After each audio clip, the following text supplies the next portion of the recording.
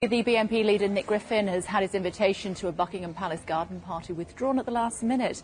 The far-right politician had been invited to today's event in his capacity as an MEP, but Buckingham Palace said he'd been denied entry because he was using the invite for party political purposes.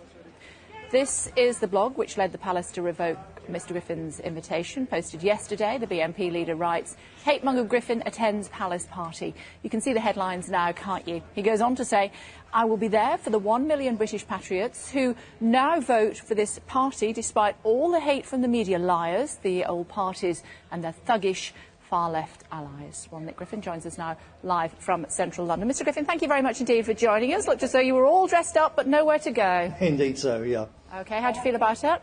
Well, I think it's a great shame, and there's a real problem here. I'm told that it's because I've broken rules, but I had the invitation here contained the rules about what we must wear, the fact we mustn't take cameras and so on, but not a word about saying you can't talk about this in advance. And I know for certain other politicians have. Nothing's been done to them. So this is yet again the British establishment closing ranks to shut out the outsider because we tell truths they're not comfortable with. Which other politicians have and yet have not been banned? Start my colleague Andrew Bronze. He's our MEP for Yorkshire. He's been interviewed on a number of programmes the last few days, and he's still going. And it's absolutely routine that, especially new and up-and-coming politicians, they talk about these things because it's not just an attack on me. It's an attack on the media's right to report things and the public's right to know. Obviously, a politician from a party which hasn't been there before going to the palace is a news story, and I think it's very sinister that the political elite is trying to shut down this kind of news. Do you appreciate that you went a little bit over the top with your blog? No, our website puts some suggestions.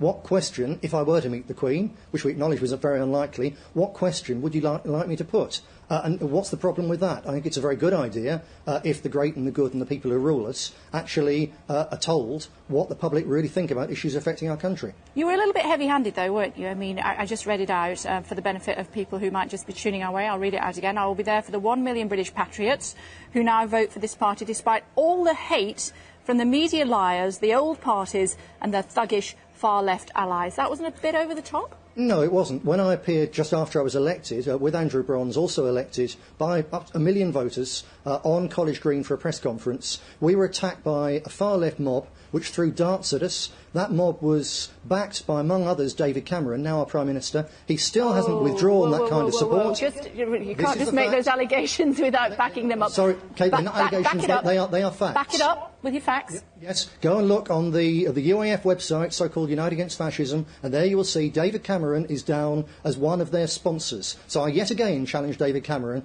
to withdraw his support for that mob, because when we appeared on College Green a year ago, and journalists who were with us, and the police in the end did nothing about it. Now that is a real scandal, and it's a threat to our democracy. Yeah, just to clarify, that was slightly off the facts there, but nevertheless, just to clarify, you're not suggesting for once ask those people to throw down you at College Green on.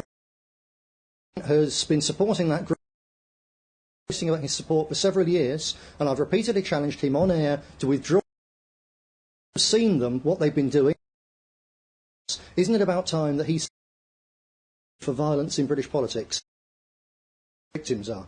Yeah, although a lot of, heavily up for a bit of trouble as and when it might be necessary. They are not up for trouble, but if people are going, then it's very can help. Yeah, I suppose if people is that sort of person at a well, the dart thrower is mobilised and backed by the. So if you've got a problem with dart throwers, go and talk to them. I'm the target, not the thrower. Probably at the garden party, if you're then perhaps there'll be one or two as well. Probably best you don't go with a nice suit like that on. Well, people. A lot of what they say. They've taken this country into a war in Afghanistan. That's every day our boys are coming home. So I disagree with them. As elected politicians, to go to an institution of the state, such as the Garden Party. Go. I wanted to go, partly because I'd love to see the gardens there. They're supposed to because 1 million people voted British National Party at the last election. That gives issues that the other politicians think it's very important on behalf of the majority to talk about them. Yeah, but have those conversations at the garden party with the Queen? I'm absolutely sure. We'd been talking about plants and the wildlife with the people there, a big place for intensive politics. Had anyone asked me, then I tell them what I think, straight and blunt, like I always do. That's why you've not been... Perhaps so, but I think the in a democracy is that you're supposed to have a robust debate and not shut out points of views with which you're not happy. Not with the Queen. When asked, then the Queen can be told. But my nurses, a number of them, the last few years, they all told her, because she was due to come with me, they all said, we never even saw her. I guess the same would have been true for me. So you were just being a little bit mischievous with your website then? Not in the least bit mischievous. It's just pointing out for them to say and had it a popular question, which was would stand up for our soldiers by saying they shouldn't be in Afghanistan. They're fighting and dying on her behalf. I think that's a legitimate question when we have a government which is held in a war that's got nothing to do with us for another 4 or 5 years at least. Mr. Griffin, you were just being a little bit...